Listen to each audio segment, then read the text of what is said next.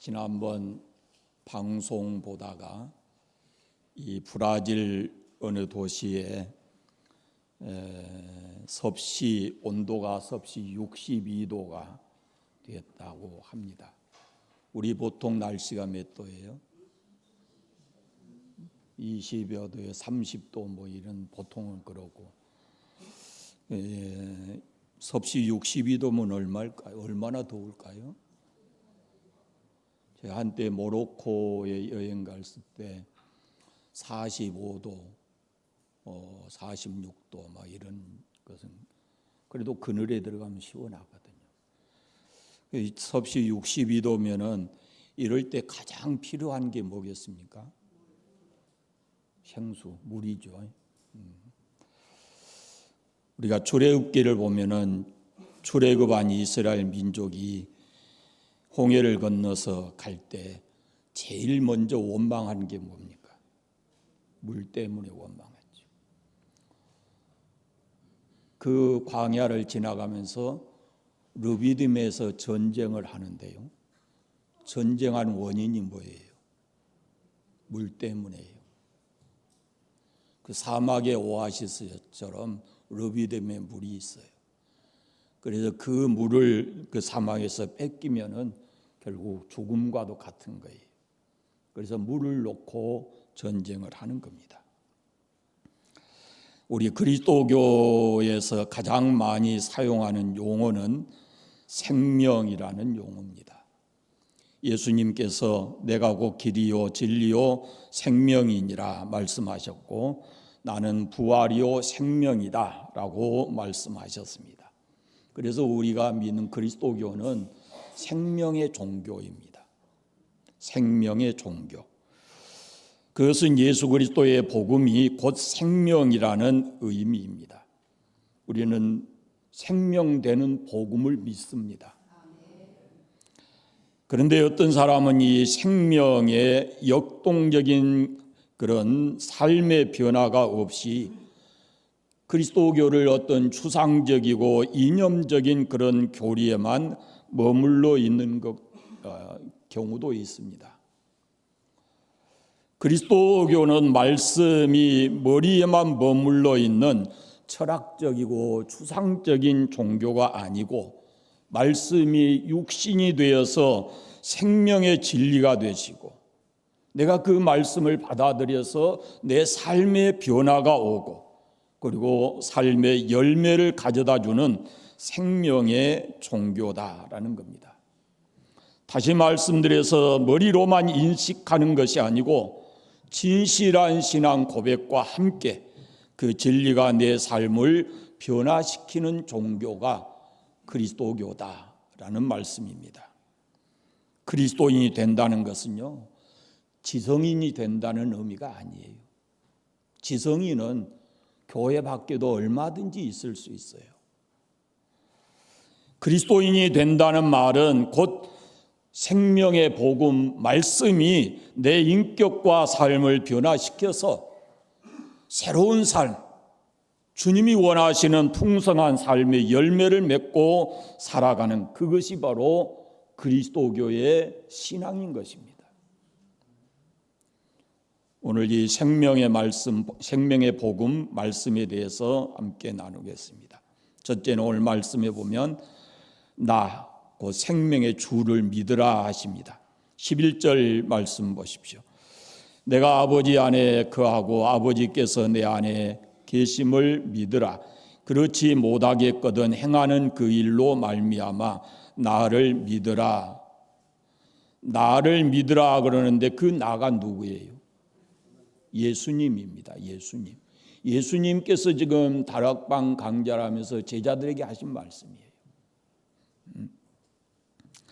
말씀이 말씀으로 머리에 머물러 있으면 생명의 역동성이 없습니다. 이성적이고 논리적일 수는 있지만 생활의 변화가 없다라는 겁니다. 말씀이 머리에서 가슴으로, 가슴에서 삶으로 옮겨질 때, 그럴 때 생명의 역사가 일어나는 것입니다. 변화의 역사가 일어납니다. 보는 시각이 달라지고 생각이 달라지고 그 속에 인격이 달라지고 삶이 달라지는 것이죠. 신앙의 지성이라는 것은 자칫 교만하기 쉽습니다. 다른 사람을 정죄하기도 합니다. 위선적인 사람이 되기도 합니다. 그러나 이런 사람은 신앙생활을 하면서 늘 이 마음속에 갈등을 가지고 있습니다. 그것은 변하지 않는 자기의 모습, 자기의 삶 때문에 오는 갈등입니다. 복음은 분명히 생명이 있고 나를 변화시킨다고 말씀하는데 또 많은 사람이 그리스도교로 말미암아 복음으로 말미암아 변화되는데 변화되지 않는 내 모습을 보면서 머리는 커지면서 가슴이 덥지 않고 행활이 없으니까 갈등을 하게 되는 것입니다. 성경은 머리로 깨달으라, 머리로 믿으라 이렇게 말씀하지 않아요. 사람이 마음으로 믿어 의에 이르고 입으로 시인하여 구원에 이른다 말씀하고, 내가 문 밖에 서서 두드리노니 누구든지 내 음성을 듣고 문을 열면 내가 그에게로 들어가 그로 더불어 먹고 그는 나로 더불어 먹으리라 라고 말씀하십니다. 말씀은 곧 마음의 문을 열고 생명의 주 예수님을 영접하고 그리고 주님과 함께 생명 있는 삶을 살라고 말씀합니다. 생물학자들의 말에 의하면은 주위 환경에 가장 잘 적응하는 동물이 인간이라고 합니다. 그러면서 한 예로 이렇게 말을 합니다. 어머니 뱃속에서 자라는 태아가 탯줄을 통해서 영양분을 공급받다가 태어나게 되면은 스스로 폐로 숨을 쉬어야 되고 입으로 영양분을 섭취해야 되는데 자기 생명을 유지하기 위해서 배우지 않았어도 숨 쉬고 그리고 먹는다고 하는 얘기입니다. 인간은 또 한편으로 영적인 존재이기 때문에 영적 말씀과 그 능력에 의해서 이렇게 변화되어져 가야 되는데 늘 말씀을 대하고 하나님의 은혜를 힘입으면은 그 삶이 변화되어야 되는데 그러나 신앙을 가졌다고 하면서 변화되지 못하고 자연적인 모습으로 옛사람의 모습을 그대로 가지고 있다면 생각과 인격과 삶이 바뀌어지지 않는다라는 말씀입니다. 말씀을 들을 때는 고개로 까딱까딱하지요. 그러나 교회 밖에 나가면 삶의 현장에 가면은 진리와 무관한 전혀 그리스도인답지 못한 그런 삶을 살아가고 있다라는 것입니다. 제가 관산교회 와서 처음으로 성경 공부한 것이 무엇인지 기억하실 거예요.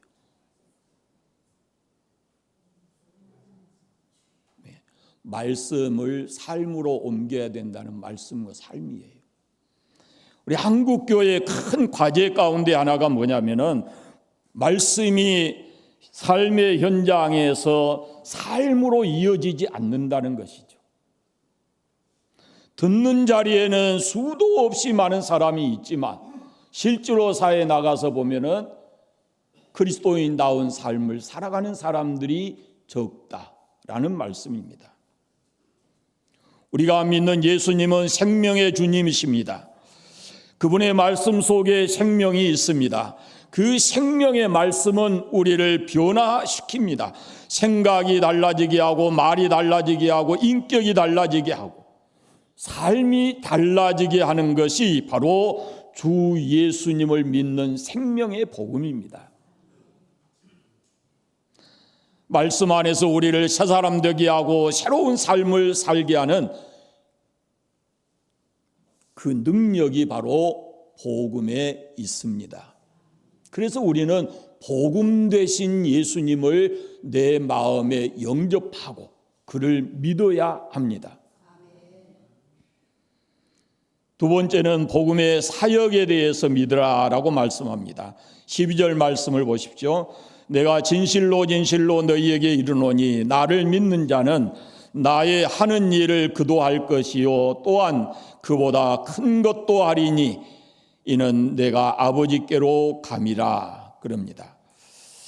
예수님께서 3년 동안 이 12제자를 택해서 가르치시고 훈련했습니다.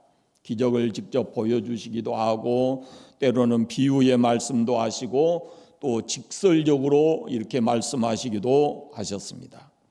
그리고 예수님께서 오늘 말씀에 있는 대로 내가 아버지께로 간다라고 말씀하십니다. 그래서 예수님이 떠나신 후에 제자들이 이 복음의 사역을 이어갑니다. 그것이 자세하게 나타나 있는 것이 사도행전입니다. 오순절 마가의 다락방에 성령이 임한 후에 베드로가 이 생명의 복음을 전하자, 예수 그리스도의 생명의 복음을 전하자 3,000명이 회개하는 놀라운 역사가 시작이 됐습니다. 그 이후로 이 복음이 세계 곳곳에 전해져서 지금 많은 사람들이 이 생명의 복음으로 인해서 영원한 삶을 얻고 살아가는 겁니다. 하나님을 온전히 믿는 사람은 생명 복음의 능력으로 사람들이 주를 믿게 한 그런 삶을 살아야 된다라는 겁니다. 내가 생명의 복음을 믿는 사람으로서 나의 그 모든 삶이 또 다른 누구에게인가 이 복음을 받아들일 수 있도록 그런 삶을 살아야 된다라고 말씀합니다.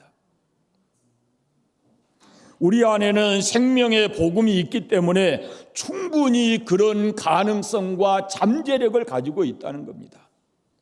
이 복음은, 생명의 복음은 어느 나라, 어느 민족, 문화 한계를 벗어나서 누구에게도 그것이 가능합니다.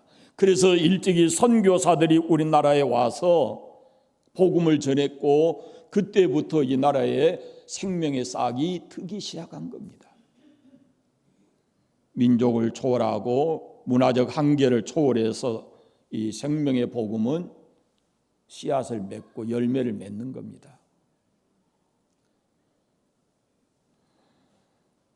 우리나라에서 봄에 피는 꽃이 뭐예요? 제일 일찍 피는 꽃. 제일 일찍 피는 꽃.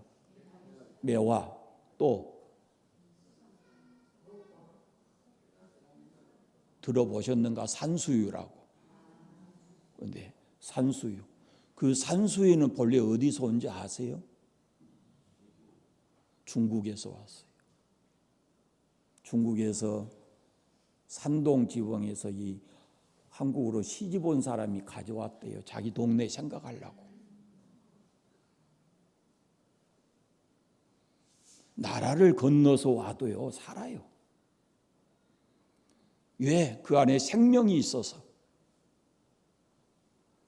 예수 그리스도의 생명의 복음은 사람을 아무리 강팍에 있고 어떻게 해도 그 삶을 변화시킬 수가 있고, 나라를 건너가서도 전혀 문화가 다르고 생각이 다른 사람에게도 이 복음이 전해지면 열매를 맺게 되어 있습니다. 왜? 그 속에 생명이 있기 때문에 그렇습니다.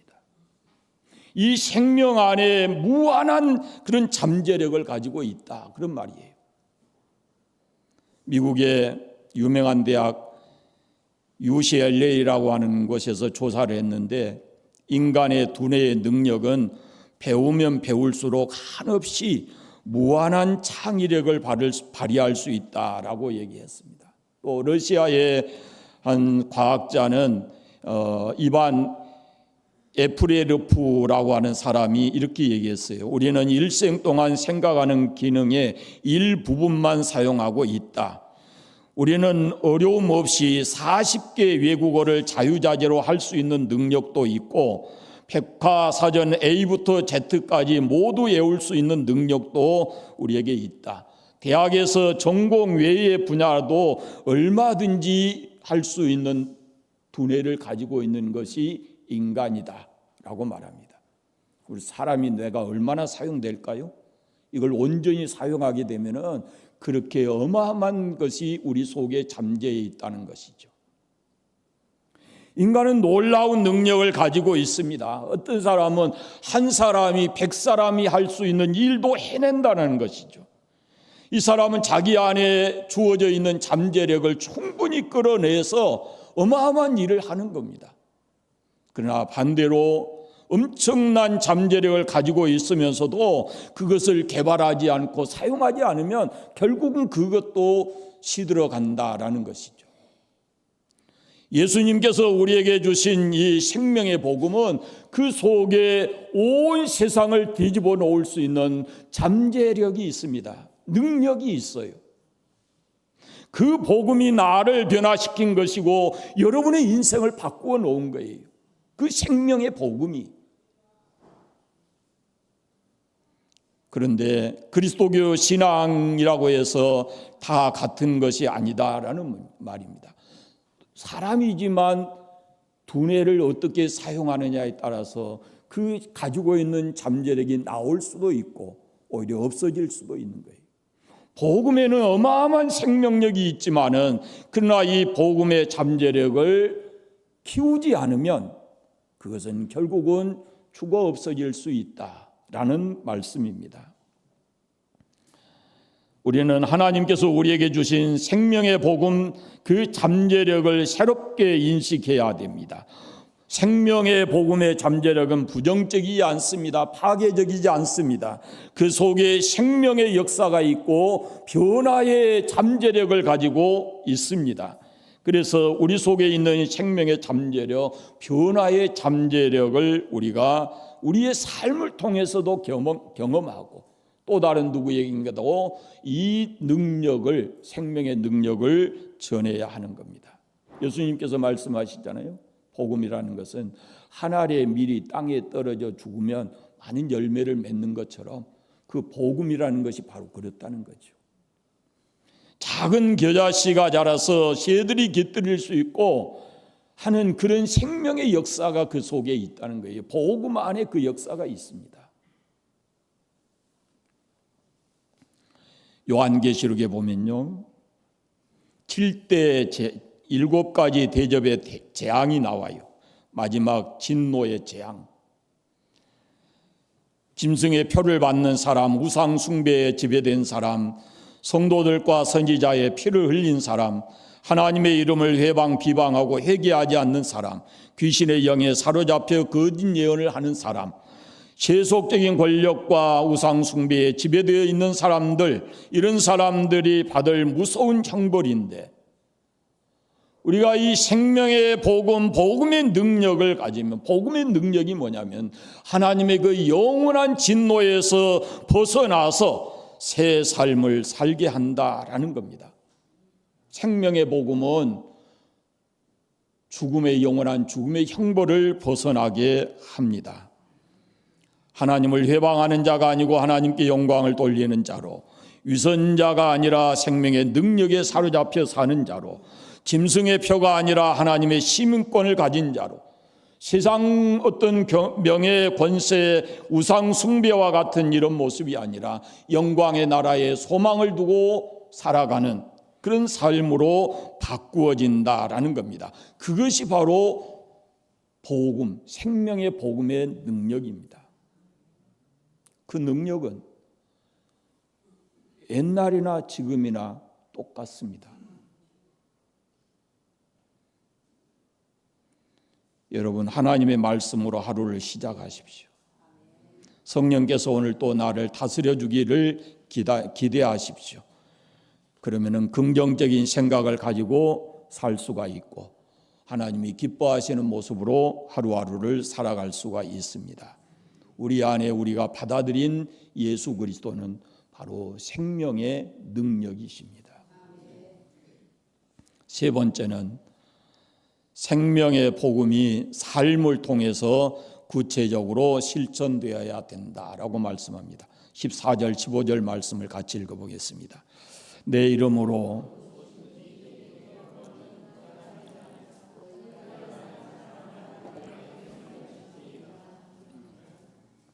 두 가지 말씀합니다. 하나는 예수의 이름으로 기도하라.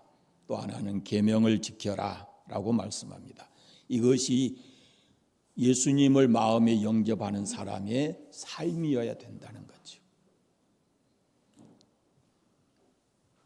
하나님의 약속의 말씀을 믿고 기도하면서 말씀을 지키고 살아가는 것, 그럴 때 우리의 삶에 변화가 일어나는 겁니다.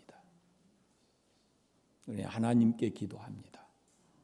그분의 약속을 믿고 예수의 이름으로 기도합니다.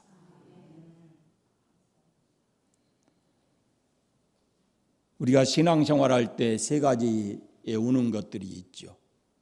사도신경은 우리가 무엇을 믿는가라는 것에 신앙에 대한 요약이고, 기도는 가장 모범적인 예수님의 가르침이고, 십계명을 우리가 매주 하지만 이것은 그리스도인이 살아가야 될 삶의 모습이에요. 기도는 가장 모델이 누구냐면 예수님이 가르쳐 주신 기도예요. 기도는 교육이 아니에요. 기도는 누구를 정죄하는 것 아니에요. 그저 하나님 앞에 내가 죄인임을 고백하고 내게 필요한 것을 간절한 마음으로 도와달라는 그런 것이 기도예요. 사실 우리가 살아가면서 기도해야 될 내용이 너무 많은 거죠. 이것이 그리스도인의 삶이어야 된다라는 것입니다. 이성적으로는 이치에 맞지 않고 불가능해 보이지만은 하나님의 약속을 믿고 이것을 행동으로 옮길 때, 그럴 때 하나님의 놀라운 기적을 우리가 경험하게 된다라는 것입니다. 신앙인과 그리스도 밖에 있는 사람들이 무엇이 차이가 있습니까? 살면서 어려움 당하는 것은 똑같습니다. 그러나 그 어려움 당할 때 신앙인과 그리스도 밖에 있는 사람들의 차이가 뭐겠어요? 그리스도인은 그 어려운 상황에서 주님의 약속을 믿고 주 앞에 나아가서 기도하는 것입니다. 그것이 그리스도인이에요. 분명히 기도하라라는 사인이 왔는데도 기도하지 않고 누군가를 향해서 원망하고 하는 것은 이건 그리스도인의 삶의 모습이 아니다라는 거죠.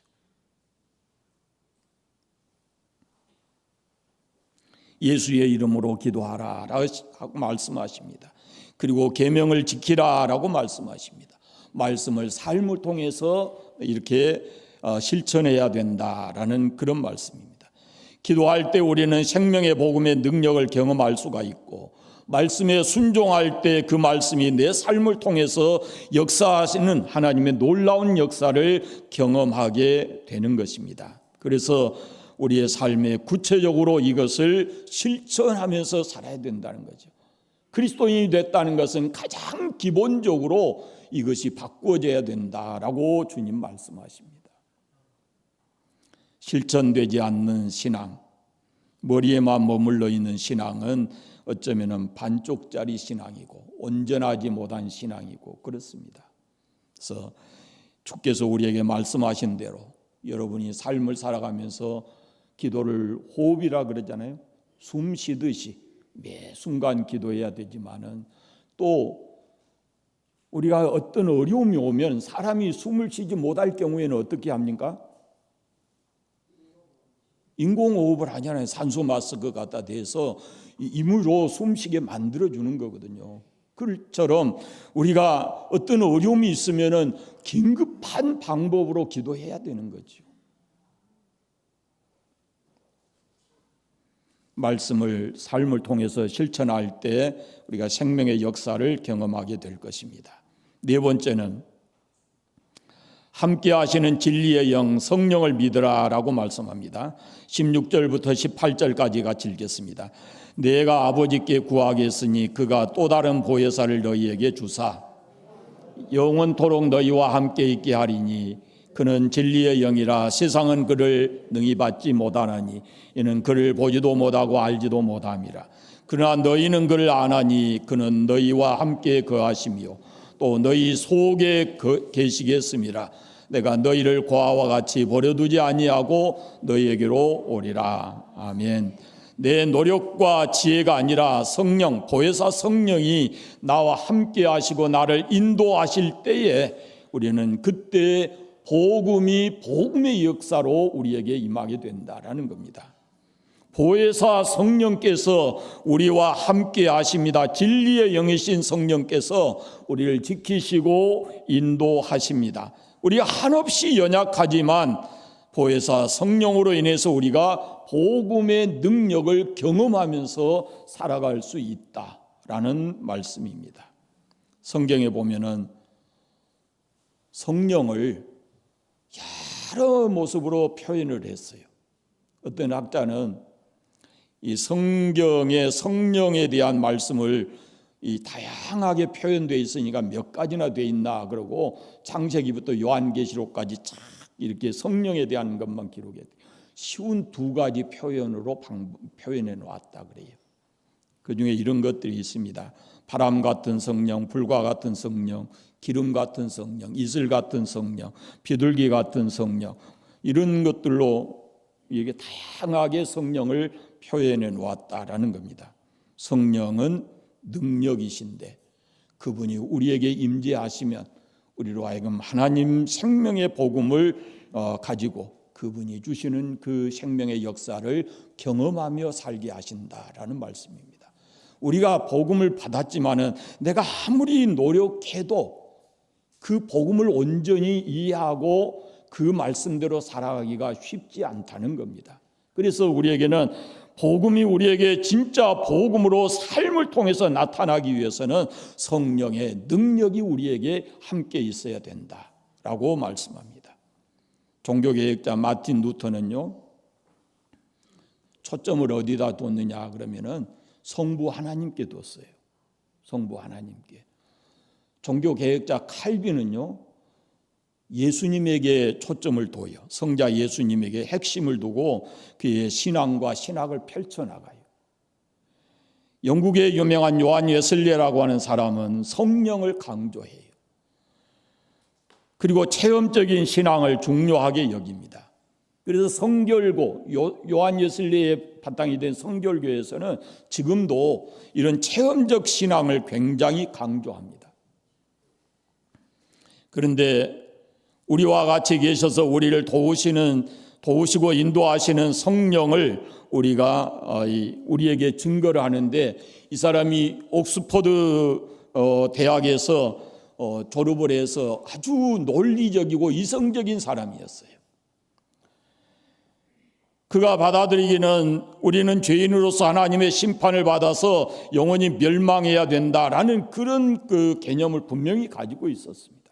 그런데 이 웨슬레가 올더스케이트라고 하는 곳에서 성령을 체험합니다. 뜨겁게 성령에 사로잡혔어요. 그리고 지구 2바퀴 반이나 돌 만큼 역동적인 그런 모습으로 이 복음을 선포했다라고 합니다. 만나는 사람들에게 이렇게 얘기한대요. 인사를, 당신은 성령의 충만을 경험해 보았는가? 요한 웨슬리의 인사가 그것이래요. 당신은 성령의 충만함을 경험해 보았는가?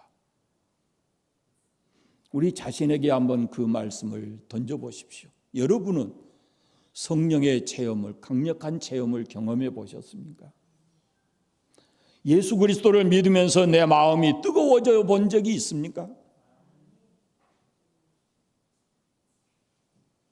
그분이 아니면 내가 이 세상에서 살지 못할 것 같은 강력한 그런 어떤 경험을 가지고 계십니까? 신앙은 이성이 아닙니다. 신앙은 개인적 체험이 있어야 하는 겁니다. 성령의 뜨거운 체험이 있어야 하고, 그로 인해서 우리가 주의 말씀으로 기도하고 또 말씀을 삶으로 옮겨가게 되는 것입니다. 사랑하는 여러분, 무기력한 신앙에서 벗어나십시오. 냉랭한 신앙에서 벗어나셔야 합니다. 성령의 능력이 우리 곁에, 보혜사 성령이 우리 곁에 계십니다. 우리를 지키시고 인도하십니다. 우리를 돕습니다. 그러므로 여러분 성령을 구하십시오. 그분이 나를 다스려 주시기를, 성령으로 충만해지기를. 그래서 성령 안에서 우리가 복음, 생명의 복음의 능력을 경험하셔야 합니다. 나를 뜨겁게 만들고 나를 변화시키는 그 복음의 능력을 우리가 경험하면서 살아야 하는 겁니다. 그때에서야 우리는 예수 믿는 것이 행복해질 수 있고 예수 믿는 것이 자랑스러워질 수 있습니다. 사랑하는 여러분, 우리가 믿는 예수 그리스도의 복음 안에는 생명의 역사가 있습니다. 변화시키는 역사가 있습니다. 복음은 우리를 능히 변화시켜서 새 사람, 새 삶을 살게 하는 능력이 그 속에 있습니다. 마지막으로 요한 예술내가 던진 이 질문을 여러분이 그 질문 앞에 여러분을 세우시고 여러분의 속에 있는 생명의 복음이 삶을 통해서 뜨겁게 체험되어지는 성령의 놀라운 능력을 경험하시기를 바랍니다. 기도하겠습니다. 감사합니다. 하나님 아버지, 오늘 또 주님 앞에 예배하게 하시고 말씀 함께 듣게 하신 것 감사합니다. 우리로 하여금 생명의 복음 되시는 주 예수를 믿게 하셨으니 우리로 온전한 믿음을 갖게 하시고 우리와 또 다른 누구에게인가 이 생명의 복음을 전해줄 수 있게 하시고 아버지 하나님, 또한 우리로 하여금 기도하고 말씀에 순종하는 삶을 살게 하시고 성령의 능력을 통해서 체험되는 신앙을 갖게 하셔서 우리가 새 사람으로 새 삶을 살아갈 수 있는 하나님의 자녀들 되게 하여 주옵소서. 우리의 삶의 현장은 예수 믿는 믿음으로 행복한 삶이 되게 하시고 성령의 능력을 체험함으로 신앙의 삶이 자신 있고 행복해질 수 있도록 하나님 역사하시고 함께하여 주시옵소서. 관산교회 모든 성도들이 복음으로 인해서 힘이 생기게 하시고 성령의 놀라운 능력으로 인해서 삶이 즐거워지게 해주시기를 원하옵고 기도합니다.